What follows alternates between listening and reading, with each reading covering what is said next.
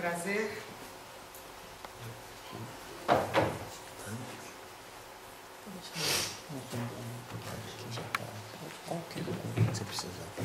É um prazer estar com vocês. Acho que agora a gente começa. Então, boa noite novamente. É um prazer estar com vocês. Agradeço profundamente o convite da Universidade, da IPCC, para poder participar desse evento de inclusão solidária, evento pelo qual leva a temática a qual eu defendo há mais de 20 anos.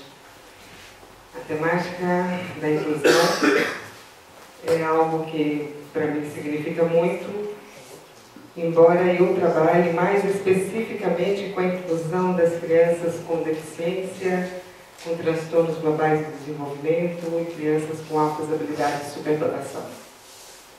E para defender essa temática, eu trouxe hoje um documento que norteia as práticas pedagógicas no Brasil.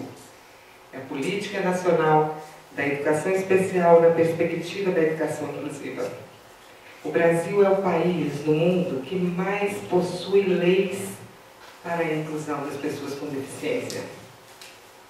É incrível isso, é o maior, é o que mais possui leis. Porém, esse documento, ele é considerado um marco no nosso país, porque ele trouxe serviços muito importantes para a inclusão efetiva de todas essas crianças.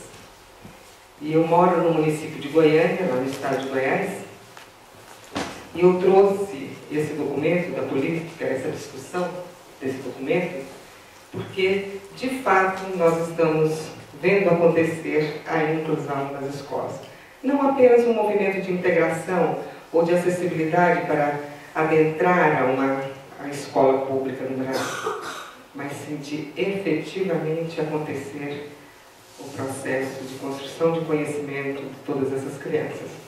Espero poder compartilhar para que vocês tenham consciência da importância desse documento e façam valer também aqui em Minas Gerais, aqui em São João del Rei, e embora eu não saiba se aqui também já esteja acontecendo a efetivação, a execução desses serviços trazidos por esse documento. Quem vai passar para mim? É você?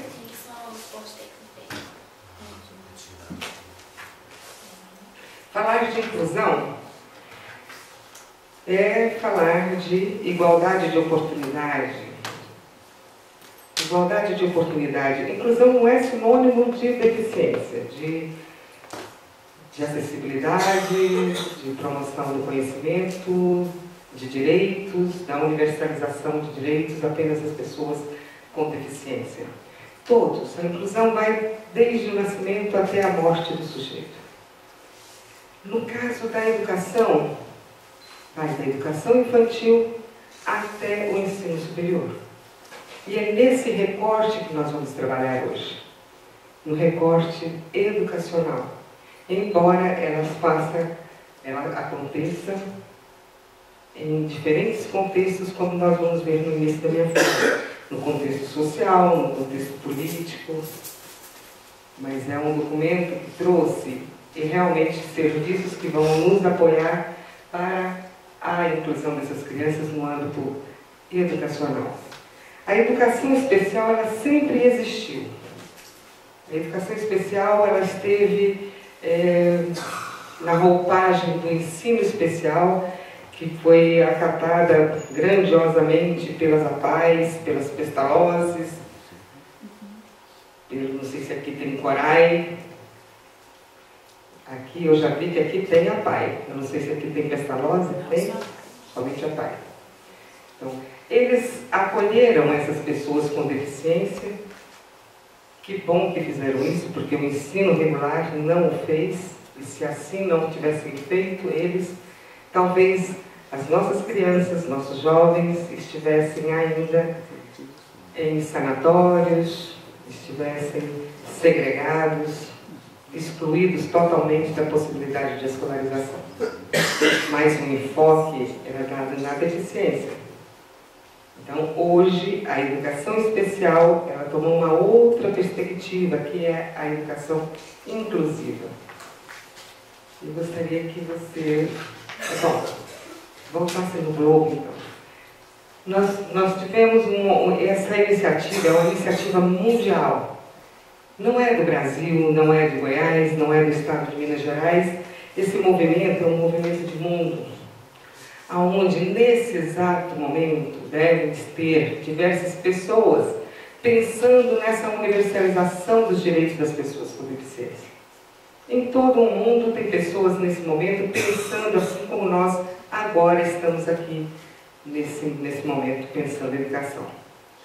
Eu fico muito feliz em poder, nesse momento, com vocês, estarmos alavancando, impulsionando, fazendo um pouco da história, fazendo acontecer, porque seguramente vocês sairão daqui com uma outra ideia do que seja inclusão para essas crianças. Seguindo adiante, nós temos um cenário social. Nesse cenário social, nós vamos encontrar possibilidades de inclusão no âmbito da saúde, como você vai ver, vamos passar agora no slide. Nesse contexto social, situações de inclusão no âmbito da economia, da política, do lazer, da cultura, na educação, que, como eu disse, é o recorte que nós vamos trabalhar. Esse é um movimento inclusivo que ainda também está num processo também de exclusão. Eu costumo dizer, eu trabalho lá em Goiânia, num prédio onde fica no 3º andar. Eu dou aula diariamente, dou formação aos professores sobre a educação inclusiva. Lá não tem acessibilidade, nós não temos elevadores. E eu fico pensando, uma professora com obesa, uma professora com dificuldades motoras, uma pessoa com uma gravidez de risco, ela está sendo excluída desse processo. É uma incoerência, mas nós vivemos esse momento de contradição mesmo, é inclusão e exclusão juntos. O cenário nacional, o cenário do contexto social nos mostra essa incoerência o tempo todo. Porém, nós estamos avançando. Esse documento da política, ela trouxe a educação especial, como já foi dito também, quando estávamos organizando o equipamento, ela perpassa desde a educação infantil até o ensino superior. Ela trouxe diversos serviços que, tanto as pessoas com surdez, vou dizer porque nós temos presente aqui hoje, que estão na universidade, elas podem sim solicitar diversos serviços que hoje esse documento, essa política trouxe.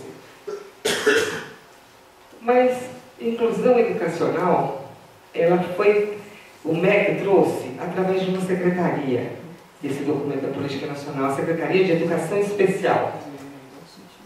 Pelo organograma do MEC, esse documento, essa secretaria foi extinta, não existe mais a Secretaria de Educação Especial. Existe um novo documento, um novo organograma, onde a Secretaria de Educação Especial foi extinta, e a SECAD está diretamente ligada a alguns projetos ligados à IPCP.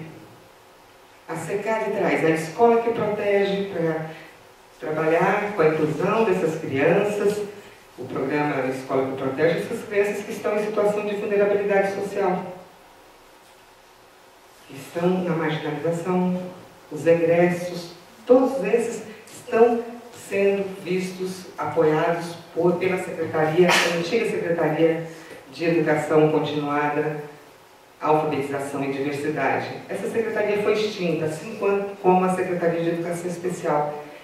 Extinguiu-se essa secretaria, elas estão ali no organograma do MEC, e criou-se uma outra, a SECAD, a Secretaria de Educação, de Alfabetização, de Educação Continuada, Alfabetização, Diversidade e Inclusão. Por que eu trouxe esse organograma do MEC para vocês? Para que nós possamos entender, nós que estamos envolvidos com a academia, com a universidade, o Ministério da Educação é que nos orienta nos sistemas de ensino, nos apoia. E muitas vezes nós não sabemos aonde estamos nesse organograma. Ouvimos falar sobre o Ministério da Educação, o MEC, porém não sabemos como funciona o MEC. Então aqui eu trouxe para vocês, parece que não ficou muito claro como eu imaginava, mas nós temos lá o Conselho Nacional de Educação, abaixo ao lado do gabinete do ministro, depois secretarias executivas, consultoria jurídica, subsecretaria de assuntos administrativos, de planejamento e orçamento, e as secretarias. Vocês estão conseguindo acompanhar? A Secretaria de Educação Profissional e Tecnológica, a que foi extinta, a Secretaria de Educação Continuada, Alfabetização e Diversidade, a Secretaria de Educação Básica, Secretaria de Educação Especial também extinta, Secretaria de Educação à Distância e de Educação Superior, como é o caso aqui. Nós temos abaixo o INES, Instituto Nacional de Educação de Surdos, o INES, que já foi nos primórdios, chamado pelo Império de surdos mudos, foi progredindo e hoje se entende como educação das pessoas com surdez.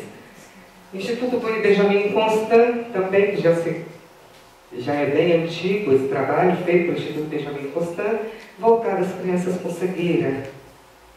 Nós temos o Instituto Nacional de Estudos e Pesquisas Educacionais, o INEP, através do INEP, que se traz todo o índice de desenvolvimento da educação. Fundo Nacional de Desenvolvimento da Educação. Existem alguns programas educacionais que a verba sai do Fundo Nacional, do FNDE, Fundo Nacional de Desenvolvimento da Educação.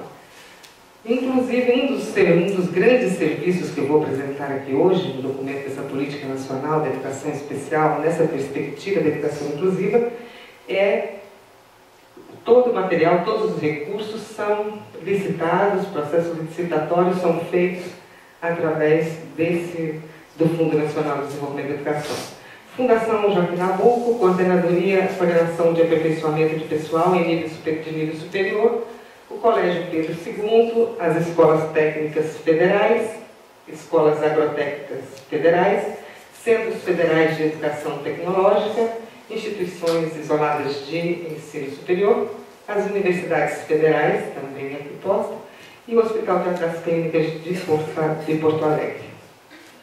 Bom, então nós já apresentamos para vocês o MEC. Eu fiz questão de trazer esse organograma porque nós que lidamos diretamente com a educação, nós percebemos lá em Goiânia muita dificuldade dos professores se entenderem dentro desse contexto. Então é interessante sim que nós tenhamos esse conhecimento até para saber como solicitar algum apoio ao Ministério da Educação. Sabemos que se dentro da universidade, se dentro do ensino regular, tem uma criança com cegueira ou baixa visão, vocês podem perfeitamente ligar no Ministério da Educação, hoje na SECADI, Secretaria de Educação Continuada, Secretaria de Educação Continuada, Alfabetização e Diversidade, e solicitar todo o material para trabalho com essa pessoa com cegueira ou baixa visão. E isso chega com uma certa rapidez. Então é importante a gente saber que o MEC faz esse trabalho e disponibiliza alguns outros serviços também. Mas a quem se destina a educação especial? Se destina a alunos com deficiência física, com deficiência intelectual. Vocês já ouviram falar muito em deficiência mental, né? Para a educação, não se usa mais a tecnologia mental. Então, é deficiência física, deficiência intelectual, as duas deficiências sensoriais, que é a surdez e a baixa visão, as crianças com transtornos globais do desenvolvimento. Quem são essas crianças com transtornos globais do desenvolvimento? Pessoas com autismo, com a síndrome do espectro do autismo, que é a síndrome de Asperger, a síndrome de Rett, transtornos globais do desenvolvimento em outras especificações e transtorno desintegrativo da infância. Isso compõe o quadro de crianças de pessoas com transtornos globais do desenvolvimento e altas habilidades de superdotação. Essa é a clientela da educação especial hoje para um dos serviços muito importantes dessa política que essa política trouxe. Porém, o MEC, mais propriamente a SECADI, Essa secretaria, ela dá orientações aos sistemas de ensino para as crianças que têm transtornos funcionais. Quais são os transtornos funcionais? Vocês já ouviram falar, seguramente, nos transtornos do déficit de atenção e hiperatividade, dislalia, dislexia, desortografia, descalculia. Esses são transtornos funcionais que não possuem necessariamente um problema ligado à cognição. Não apresentam problemas cognitivos. Então o MEC orienta os sistemas de ensino. Mas essa clientela, as 4 deficiências básicas, acompanhadas de surdo-cegueira, de baixa visão, essas 4 deficiências básicas, mais os transtornos globais de desenvolvimento e altas habilidades de superdotação, elas necessitam sim de um trabalho diferenciado dos outros que são transtornos funcionais. Nesse documento da política, ela veio ratificar o direito à escolarização das crianças nas classes comuns do ensino regular. Então, ela veio reforçar a importância da inclusão, enfraquecer o movimento do ensino especial, um ensino onde a criança tem como pares as outras crianças também com deficiência. Então, ela veio reforçar o que nós já tínhamos posto na Constituição de 1988, na nossa Carta Magna. Ela veio trazer o que hoje é quase considerado como um sinônimo da educação especial, que é o atendimento educacional especializado, o AEE. Atendimento educacional especializado, que é hoje muito forte nesse movimento no Brasil. É extremamente forte o que se tem feito com esse serviço da educação especial em prol da educação inclusiva. Nós vamos entender melhor o que é o atendimento educacional especializado e ratificando aquilo que já foi dito. É um serviço disponibilizado a todas as pessoas que têm as deficiências, os transtornos globais de desenvolvimento, altas habilidades e superdotação, desde a educação infantil até mesmo na universidade. Ela veio também trazer para vocês, para nós todos, a formação continuada de professores. Existe um movimento no Brasil à distância, de ensino à distância, para fortalecer a compreensão do processo de construção de conhecimento dessas pessoas com deficiência e com os transtornos e altas habilidades de superdotação. Acessibilidade. Acessibilidade não apenas arquitetônica, mas acessibilidade através da informação, da Libras, do Braille. Com isso trouxe o audiolivro, uma série de programas que estão surgindo para trazer acessibilidade, promover a acessibilidade ao conhecimento. Não apenas eliminando barreira arquitetônica, mas principalmente barreiras atitudinais. Acesso pleno ao currículo. Quando se fala em acesso pleno ao currículo hoje, isso é um salto qualitativo em prol da inclusão. Falar sobre o acesso pleno ao currículo significa não mais concordar, aceitar uma adaptação curricular para promover o acesso ao conhecimento dessas pessoas. Quando se fala em inclusão, fala-se em igualdade de oportunidade. Quando se diz igualdade de oportunidade, não se pode pensar em um currículo adaptado. Não se pode pensar numa avaliação adaptada. Todos os componentes curriculares, todos os conteúdos que uma criança sem deficiência tem acesso, tem o direito, a pessoa com deficiência também tem direito. Isso é preocupante muitas vezes quando a gente não diz o que serviço vai promover, vai ajudar essas pessoas a terem acesso a esse pleno, a esse currículo. Então, esse é um ganho que o atendimento educacional especializado, eu vou explicar para vocês como funciona, vai ajudar a ter acesso a esse currículo. Trouxe também, essa política trouxe a presença do profissional denominado cuidador ou monitor. Cuidador ou monitor é uma pessoa que vai estar na sala de aula, juntamente com esses educandos que necessitam de cuidado constante na sua higienização, alimentação, cuidados pessoais.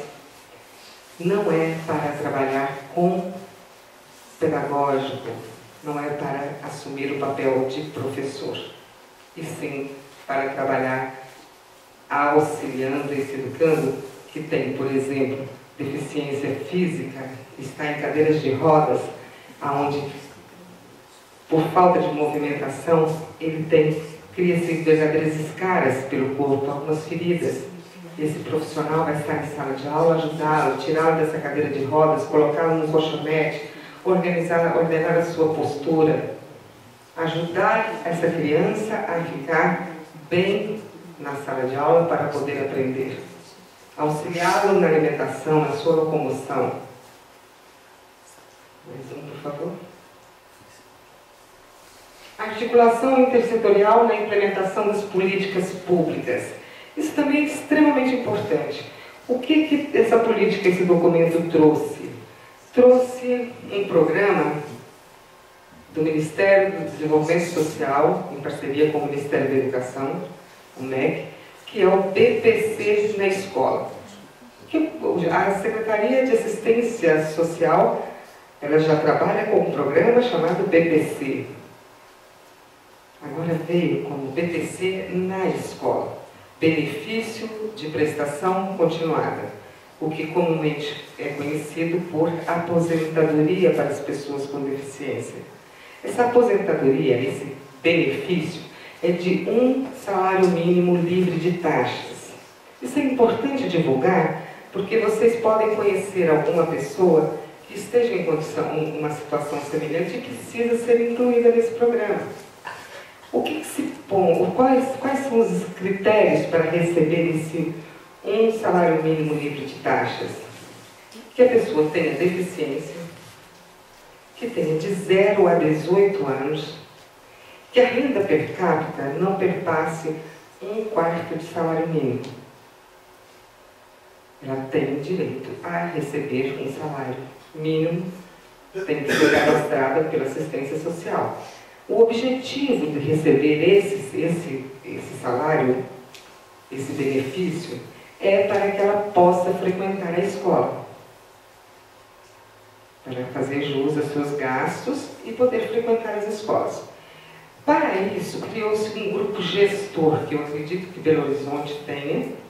Esse movimento é um movimento que está acontecendo no Brasil todo, onde tem-se representantes da educação, da saúde, da assistência social e dos direitos humanos. Nesse grupo gestor, vou dar um exemplo da minha cidade, de Goiânia.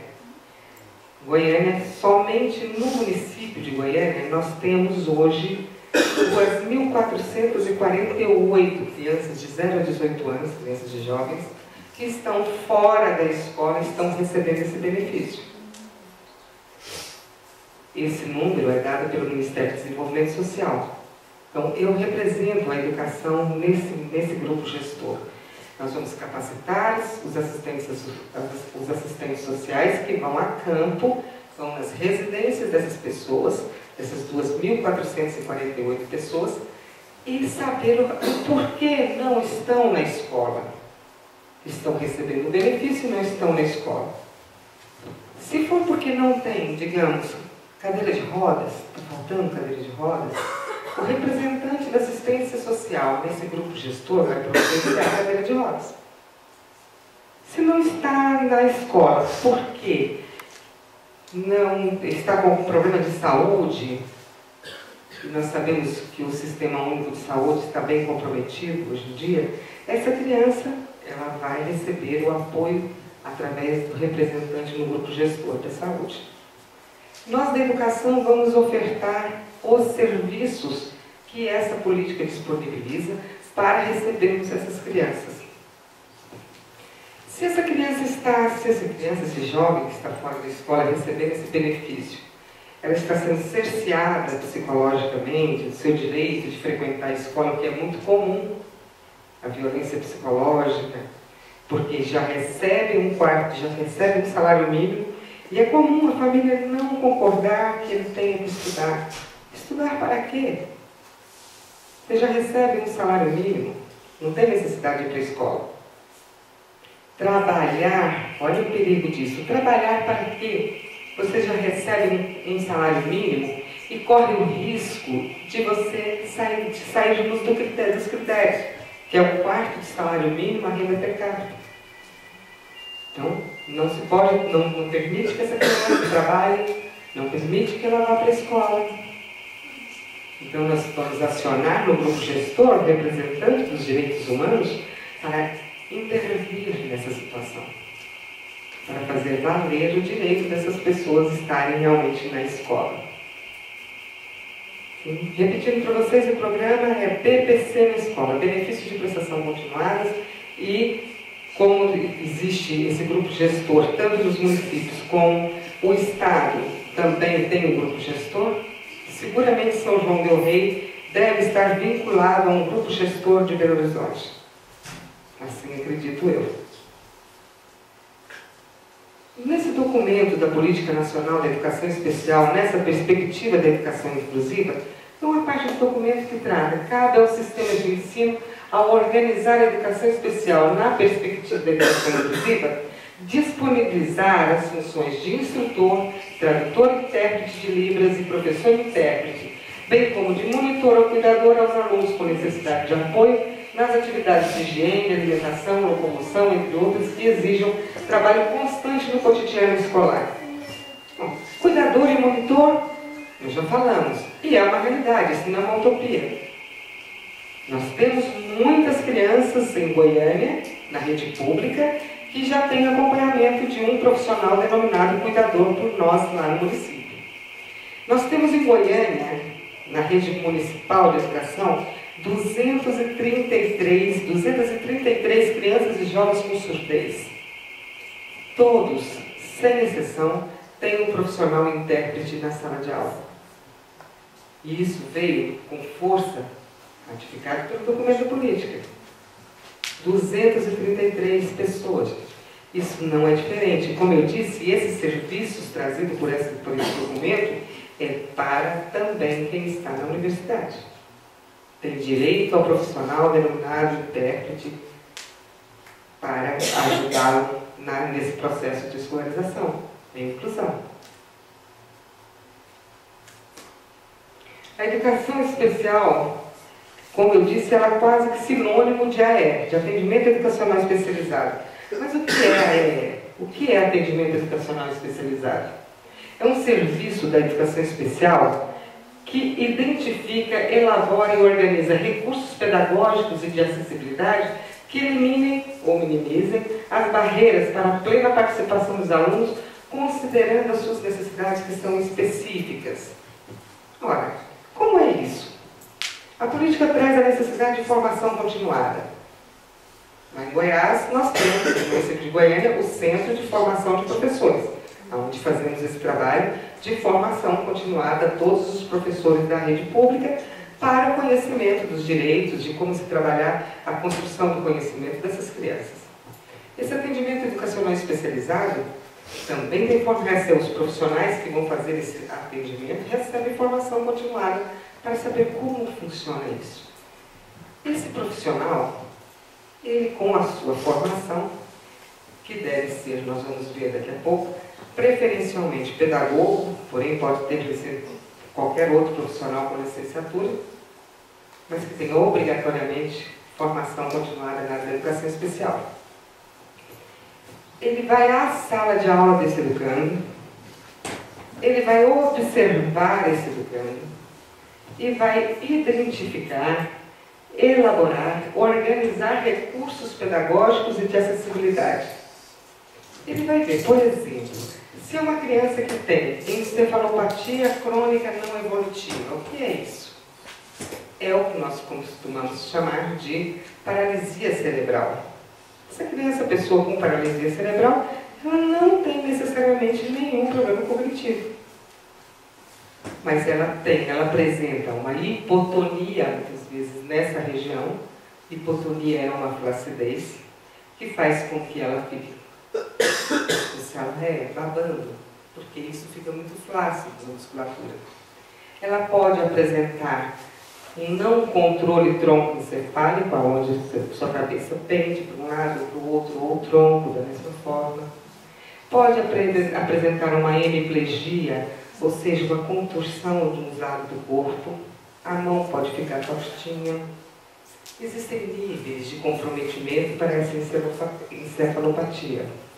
Essa criança, essa pessoa está na sala de aula, e é até bom falar sobre casos dessa natureza, porque certa feita eu estive em um consultório médico e eu peguei uma revista para ler e vi uma reportagem realmente sobre um rapaz de 17 anos com encefalopatia crônica não evolutiva e que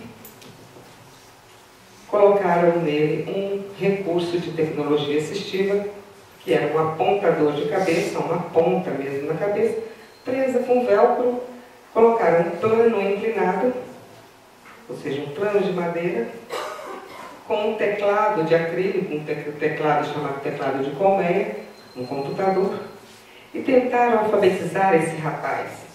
Na leitura que eu fiz na revista, na reportagem dizia, florearam um pouco, será que ele vai escrever, viram que ele já era alfabetizado, será que ele vai escrever com esse apontador de cabeça?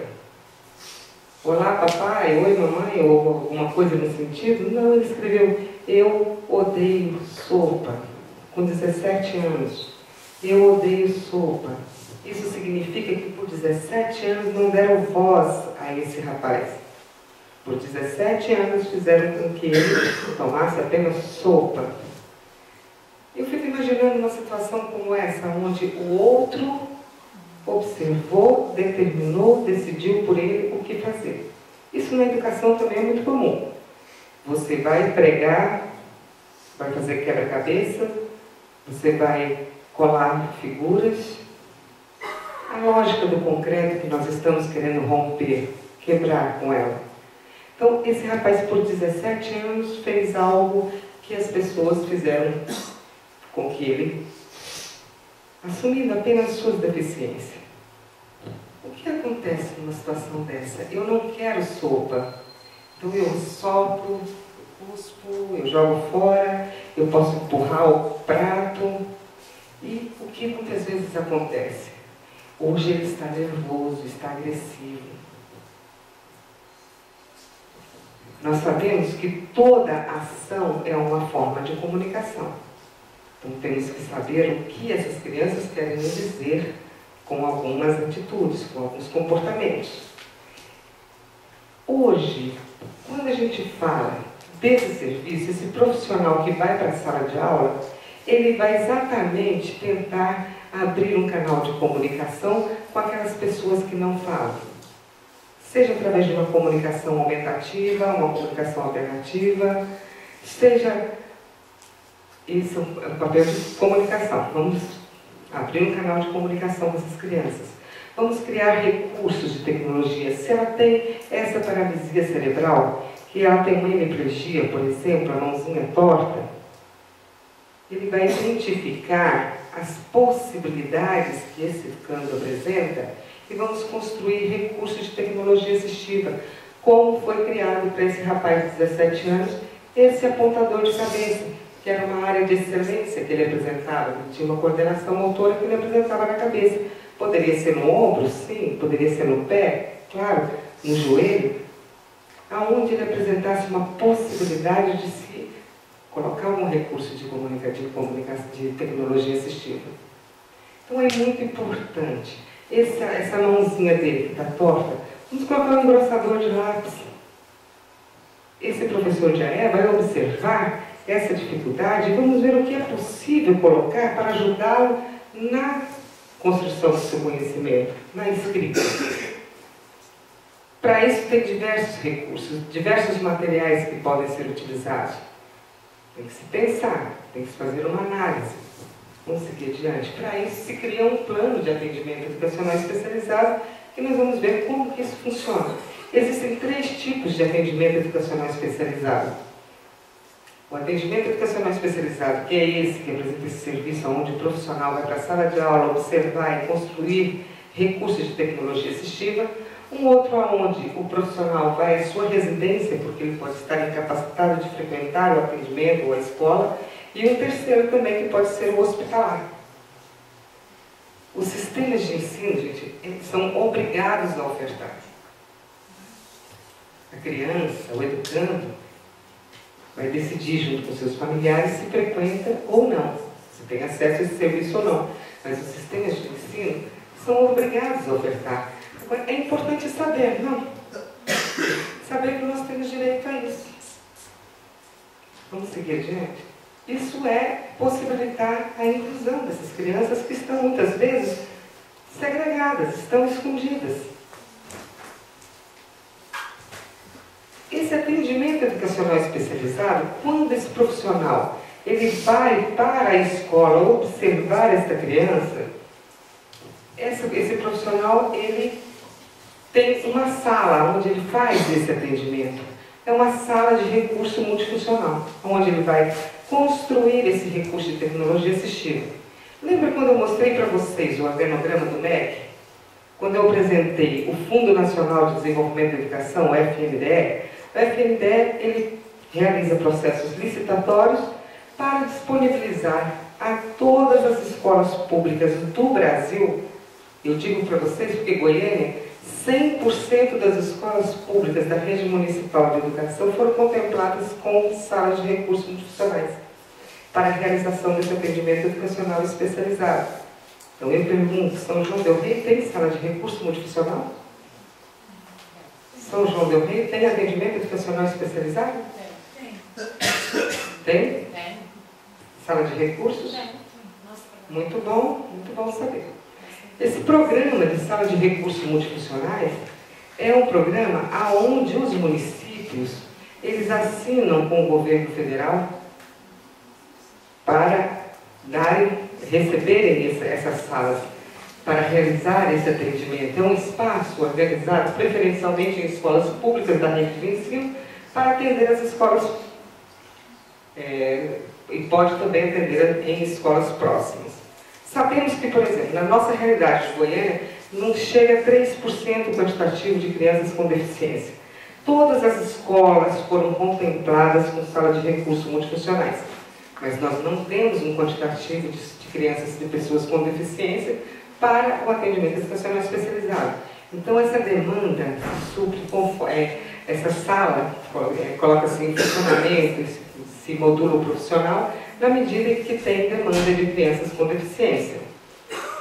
Essa sala, ela acontece em diferentes contextos. Pode acontecer para as pessoas com surdez, que nós temos algumas pessoas aqui hoje presentes, durante a aula, o horário normal, por exemplo, estuda pela manhã, ele está na sala de aula comum, com a presença do profissional intérprete. No horário contrário ao que ele estuda, ele recebe 3 tipos de atendimento educacional especializado. 3 momentos didáticos.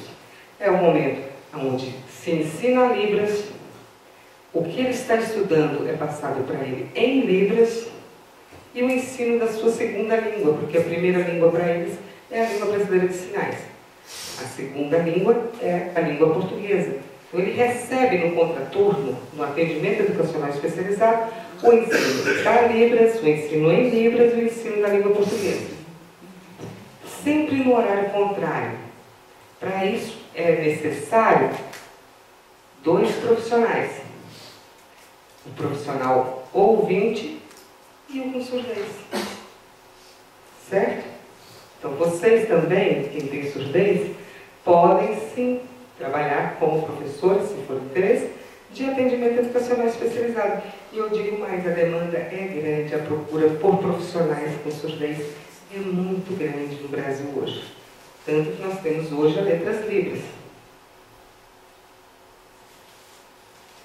Mas existem 2 tipos de salas de recursos multifuncionais.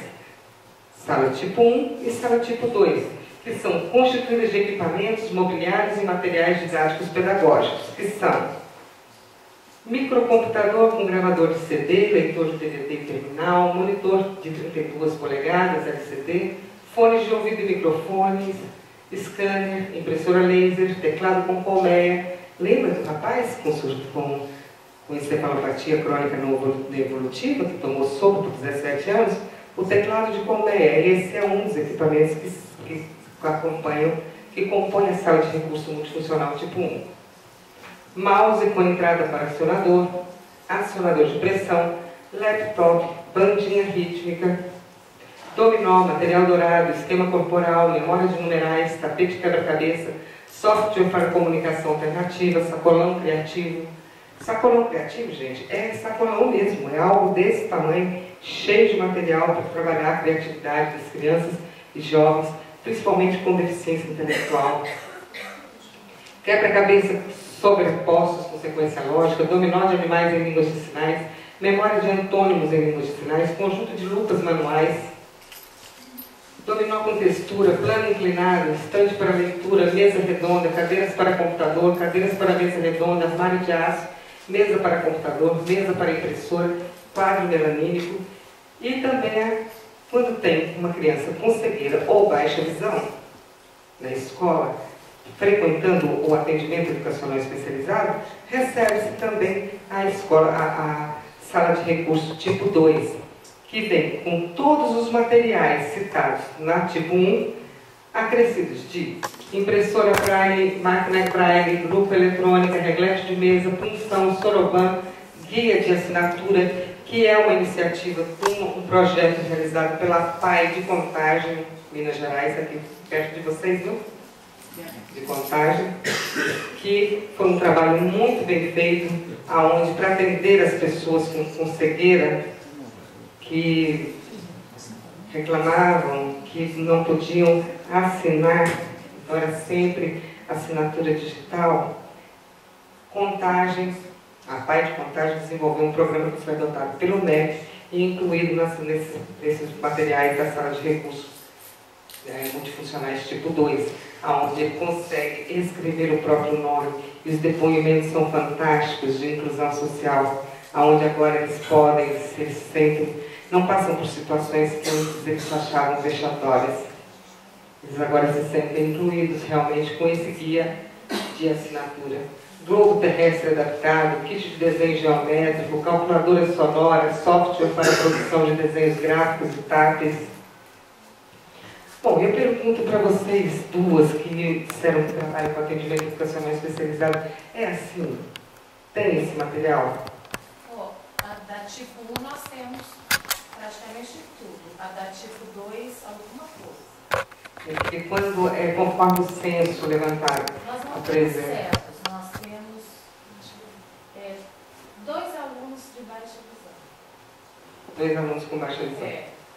E aquele outro programa que eu citei do Ministério da Educação, que vocês podem solicitar, que eles mandam pulsão, soroban, reglete, lupa. Isso eles mandaram, mas como a gente não tem cego, a gente... Com baixa visão também, eles têm material de ampliação. Com baixa visão, agora que a gente teve um curso, agora em agosto terminou, então a gente tem a iniciação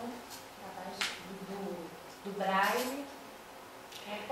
Eu fico muito feliz em saber, porque realmente esses serviços vieram com esse documento da Política Nacional da Educação Especial para promover a inclusão dessas crianças com deficiência. E eu fico feliz em saber que vocês aqui estão com esse trabalho, né? Realmente é importante. Qual é a atuação da educação especial nas escolas? Como eu disse, esse profissional, ele vai lá para a escola e ele vai construir um plano, vai observar essa criança e vai construir um plano de atendimento educacional especializado, que ele vai identificar as necessidades específicas de cada aluno com deficiência, o que ele necessita. E vai também identificar principalmente as habilidades dessa criança.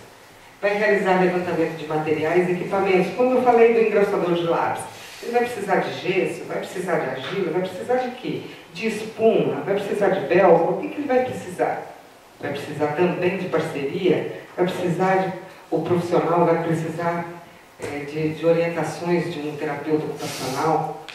Vamos ter que levantar tudo, todas as possibilidades que essa criança apresenta e também vamos ver que materiais, que recursos humanos e não humanos para a construção de recursos de acessibilidade. E vamos apontar os resultados desejados e avaliar, logicamente, todo o processo.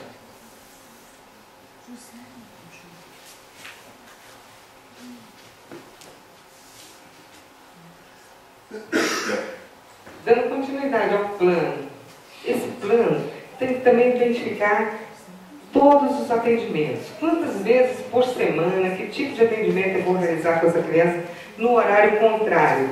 Na Constituição de 1988, o AEE era substitutivo. Hoje já se sabe que não pode, é um outro avanço desse documento da Política Nacional, e não se pode mais retirar essa criança da sala de aula. Para atendimento, não. Então essa criança, ela vai no horário contrário. Quantas vezes por semana? Uma vez por semana? 2 vezes? 3 vezes por semana? Quantos minutos vou ficar com essa criança dentro da sala de atendimento educacional especializado? 40 minutos? 50 minutos? 1 hora? 2 horas? É conforme a necessidade específica apresentada por cada educando. A produção de materiais, o que nesse plano deve conter? Nós devemos pensar que é para atender a uma necessidade desse aluno, que podem ser variadas. Então, nós vamos pensar em quê? Nós temos que transcrever algo, ampliar letras, nós vamos gravar, nós vamos confeccionar, nós vamos adaptar algum material. Tudo tem que ser muito bem pensado e tem que constar nesse plano que é construído em consonância com o professor da sala de aula comum, porque senão fica uma coisa estanque. Numa sala de recurso multifuncional, um trabalho distante da realidade da escola. E a inclusão hoje exige que esteja em consonância com a proposta pedagógica, com a necessidade que o aluno vai apresentar para trabalhar determinados temas. Sim. Esse profissional também vai ter que orientar, faz parte desse plano de atendimento, orientar as famílias e professores quanto a esse recurso que foi construído por ele. Ele vai orientar, ensinar o uso e aplicação de recursos, materiais, equipamentos aos alunos, pais e professores nas turmas do ensino regular. Vamos citar novamente a surdez. O profissional de atendimento educacional especializado identifica que esse educando ele tem algum resíduo auditivo e necessita de um aparelho de audição, de ampliação. Ele consegue esse aparelho através das parcerias, das suas interlocuções. Só que esse aparelho, essa criança, lá na escola, o aparelho está apresentando algum ruído. Qual que é a tendência? Desligar o aparelho. Desliga o aparelho e o profissional, essa criança fica sem aprender. O profissional tem sim que orientar todos na escola, inclusive os coleguinhas desses alunos, para auxiliá-lo na utilização daquele recurso e não deixar que ele fique por fora desse processo de escolarização. O professor de AE vai ter que orientar o professor de sala para sempre ver se esse equipamento está funcionando bem, se está desligado, se não está, para que realmente, com a sua avaliação, ele consiga fazer a coisa acontecer, a aprendizagem realmente de fato. Então o profissional tem que acompanhar. Ele construiu um recurso, vou citar novamente um engrossador de lápis, mas esse engrossador não está funcionando bem, ele está caindo da mão da criança, precisa ter uma avaliação, precisa orientar esse uso, precisa acompanhar esse uso. Ele precisa também, quando necessário, fazer aquisição de materiais. Sabemos que existem recursos de baixa tecnologia e de alta tecnologia. Recursos de alta tecnologia são recursos que demandam mais caro, precisam de mais parcerias, de investimento maior, mas também existem outros que são fabricados. Nesse caso de aquisição, nós temos como exemplo softwares, recursos e equipamentos tecnológicos, mobiliários, recursos ópticos, dicionários e outros. Sabemos que na ACD, em São Paulo, temos um jovem que ele comunica, ele tem Facebook, ele tem MSN, ele tem Orkut, E tudo que ele faz é por ondas cerebrais, que ele tem tetraplegia. Ele não consegue se mover nem os braços, as pernas, é por ondas cerebrais.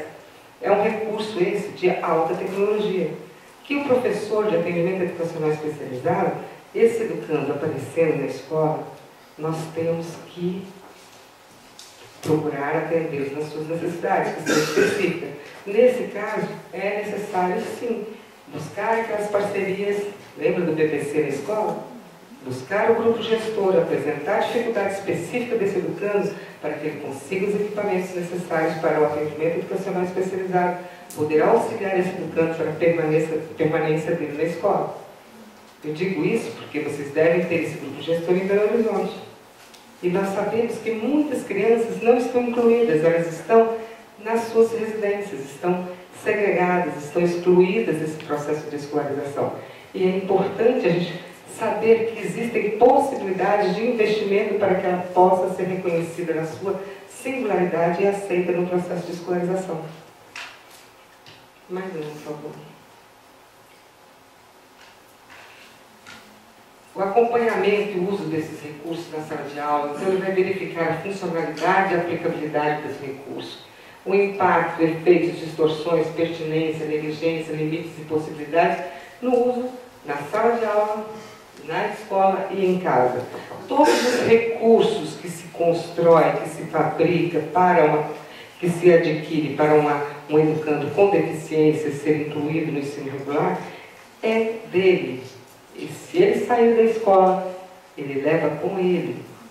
Só não se leva com ele os que compõem a sala de recurso multifuncional, que são aqueles que nós fizemos a leitura. Isso é de responsabilidade do professor de AE, da direção da escola, da instituição. Mas o que é construído, personalizado, para atender uma necessidade que é específica desse educando é dele. Isso é incluir de fato, incluir o sujeito tanto no ensino regular como socialmente. Porque ali, com esse recurso, ele leva para casa, ele vai ter condições de transitar pelas situações sociais, pelos diferentes segmentos, com recursos criados, construídos no atendimento educacional especializado. Por favor. Também disponibiliza o ensino de linguagens e de códigos específicos de comunicação e sinalização. Como eu disse, o ensino da Libras é função do professor de atendimento educacional especializado, o ensino do sistema Braille é função, atribuição do professor de atendimento educacional especializado. A comunicação aumentativa e alternativa também é função do nosso trabalho. Oportunizar um enriquecimento curricular para alunos com altas habilidades de superdotação. Quando o documento traz, pode mais uma vez, quando o documento traz acesso pleno ao currículo e uma criança com altas habilidades de superdotação nos é apresentada, nós não podemos pensar em vamos avançá-la. A proposta não é essa. O enriquecimento curricular é a mesma temática, o mesmo conteúdo trabalhado por todos. O professor de atendimento educacional especializado vai trazer complexidade para aquela temática, para que esse educando realmente aprenda. Para que ele não apresente um comportamento dito por muitos como opositor ao professor, quando na realidade não é. Porque o desafia ser profissional na sua capacidade. Então ele tem que sim, o professor de AE, promover um enriquecimento desse currículo, com a mesma temática que todos estão estudando, porque quem vai nos dizer até onde vai a aprendizagem não é mais o professor. Quem vai nos dizer até onde vai a aprendizagem do educando é ele próprio. O professor precisa esgotar as possibilidades pedagógicas para que ele nos mostre até onde ele pode ir. Deve se articular com a proposta da escola comum, embora as atividades se diferenciem. Não é reforço. O atendimento educacional pedagógico, que hoje é o carro-chefe da educação especial no cenário da educação inclusiva no Brasil hoje, não é para descaracterizar o papel do professor da sala de aula comum. Não é. Ele tem que articular com a proposta pedagógica. E o professor de atendimento educacional especializado vai promover a inclusão desse educando, articulando com o que está posto no projeto político-pedagógico. O que está posto para essa semana? Então, se uma criança com deficiência intelectual ela tem dificuldade de compreensão de determinadas temáticas, nós vamos fazer maquetes, vamos trazer recursos imagéticos para a sala de recursos e disponibilizar para a sala de aula comum para que o professor possa utilizar com esse aluno com deficiência intelectual e ele, num movimento de trabalhos em grupo, ele possa transitar pela zona de desenvolvimento proximal, defendida por Vygotsky no sócio-interacionismo. Então é importante, sim, a construção de recursos para que ele possa, junto com todos, transitar nessa zona de desenvolvimento. Agora, ele apenas é que vai saber aonde ele vai. Não somos nós mais que vamos dizer, você tem deficiência intelectual, então você vai fazer quebra-cabeça, você vai apenas ficar na lógica do concreto. Por mais que o concreto nos ajude, não é suficiente para esgotar as possibilidades de conhecimento. Hoje, como já foi dito diversas vezes, constitui-se como uma oferta obrigatória do sistema de ensino, embora participar desse atendimento seja uma decisão do aluno ou de seus responsáveis. Pois todos têm direito ao atendimento educacional especializado. Certo? Que tipo de formação esse profissional deve ter? Como base inicial, pedagogia ou licenciatura, mas obrigatoriamente tem que ter formação continuada na área da educação especial. Se vocês entrarem no site do MEC, vocês vão encontrar esses materiais disponibilizados de forma eletrônica. São materiais de formação, pode mais 3, por favor. Aonde vocês vão ver que tem um atendimento educacional especializado, com aspectos legais, orientações pedagógicas, antes a deficiência intelectual, mental, hoje intelectual, orientações gerais de educação, deficiência física para as pessoas com surdez, e o atendimento educacional especializado também para deficiência visual. Hoje, mais 10 fascículos diferentes para ajudar também na compreensão do atendimento educacional especializado, e isso de forma eletrônica, vocês podem baixar e adquirir. Bom, gente, finalizando, nós temos o atendimento educacional especializado desde a Constituição Federal de 1988, onde diz que o dever do Estado com a educação será efetivado mediante a garantia de atendimento educacional especializado aos portadores de deficiência, preferencialmente na rede regular de ensino. Hoje, obrigatoriamente na rede regular de ensino. Nós temos hoje como parceiros as APAES, as Pestalozes, que hoje estão se transformando em centros de atendimento educacional especializado. Obrigatoriamente, para receber essa criança, receber o atendimento educacional especializado, ela tem que estar matriculada na rede regular de ensino. Não pode mais estar no ensino especial. Então, as APAES, as Pestalozes, estão se transformando em centros de AEE para proporcionar, promover, alavancar o processo de inclusão, fortalecer esse processo de inclusão no Brasil.